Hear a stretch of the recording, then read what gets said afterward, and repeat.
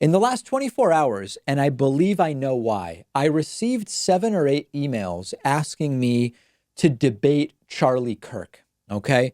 If you don't know who Charlie Kirk is, I admire you and I envy you. Charlie Kirk is a right-wing bomb thrower associated with the right-wing group Turning Point USA. The whole premise of Turning Point USA, as I understand it, is that the left has taken over our colleges, the left has taken over our universities, and so what TPUSA, or Toilet Paper USA as some know it, does is they go to colleges and universities and they spout their bogus talking points, and they'll argue with people in the crowd, and sort of Ben Shapiro-like, but not as rhetorically skilled as Ben Shapiro. Candace Owens is another person associated with the group. If her name doesn't ring a bell, I double envy you not even being involved in these toxic cesspools. Congratulations. So here's one example email that I received yesterday, in fact. Dear David, Charlie Kirk needs to be brought down. Every year, someone from the progressive media challenges him, and every year I know it's not going to go well. Hassan Piker looked like a rebellious teenage punk saying F you to his conservative father. Sam Cedar evaded questions and looked easily fumbled and ill-prepared. And now Kyle Kolinsky. As much as I love Kyle and think he does great work, I knew as soon as I saw the announcement this was going to be bad for reasons you yourself, I'm sure, surmised, so I won't go into them. And sure enough, while goofy and funny and throwing a few good punches, I do not think Kyle did well in this debate. He was visibly nervous, kept pacing around his podium, evading questions, and letting Kirk ramble on his sales pitch with no interruptions. It's like none of these people did their homework to find out what Charlie's talking points would be and just thought, psh, Charlie Kirk, that moron, that liar. Yeah, I can take him on. I know my stuff. That's why I know you would be different. I know it would take a lot of work, but you understand what it's going to take down Charlie Kirk. And I think you're the only one with the disposition to be able to do it. You know his debate tactics, throw out a ton of misleading facts and half-truths. In a quick amount of time, knowing a few of them are bound to stick. He's got at least a dozen shotgun shells of information ready to go at a moment's notice.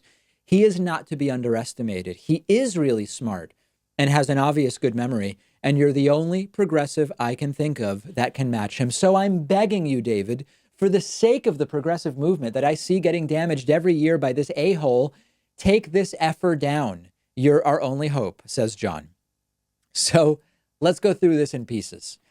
Charlie Kirk has debated at Politicon Hassan Piker last year, Sam Cedar last year, I believe, and Kyle Kolinsky this year, just a few days ago. I've not seen any of these debates other than 5 minutes of Hassan versus Charlie in Los Angeles during last year's Politicon. I saw the part where Cenk Uygur, Hassan's uncle, was yelling at Charlie from the audience. And otherwise, it was just Charlie and Hassan yelling at each other. I have no idea how the debate went with Kyle over the weekend. But what I'm hearing is that people are saying Sam, Hassan, and Kyle didn't debate well and didn't look good. And David, you would do better. I don't know that I would do any better. I don't really have any reason to think that I would do any better than Sam, Hassan, or Kyle in the debate format. I'm flattered that John and a few other people who emailed me think so. I actually think that the problem is the debate format. The Politicon debate format is either no moderator or, like a showpiece moderator who doesn't really moderate with, and this is important, a crowd that reacts to the basest, lowest common denominator talking points and starts to interfere in the debate. So I believe the problem is the debate, because when one side cares about facts, Hassan and Sam and Kyle, generally speaking, care about facts, at least as they see them, right? And the other side cares about gotchas and optics and kill shot moments and repeating the same tired talking points that are meaningless, but they are effective in front of a live audience. You are at a fundamental disadvantage. And so I don't know that I would do any better. In fact, I may do worse because I am more suited to a different type of debate. So to really debate these people, you need to be able to go in depth without interruption from the audience and without the next talking point derailing everything. You need a formal, controlled format that bores a lot of audiences, sadly.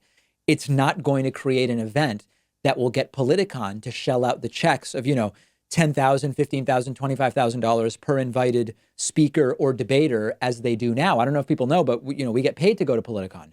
So would I debate Charlie Kirk? I mean, I guess maybe, Would I do better than Kyle, Sam, and Hassan? If the format is the same, I don't know that I do any better. But my focus, and I've said I have a story to tell about me not being at politicon this year, and a big piece of it was I had this emergency appendectomy, but there is more to the story. I'm really trying to focus on the important stuff and productive conversation. I want to be talking to people who have read philosophy and political theory, not people who repeat the talking points that Candace Owens feeds them, right? I think if I'm making myself clear, I think that's the best way to sort of elucidate it. Let me know what you think. Why engage in debates with bad faith participants when the format will not allow you to actually expose them for the intellectual frauds that they are? Let me know what you think.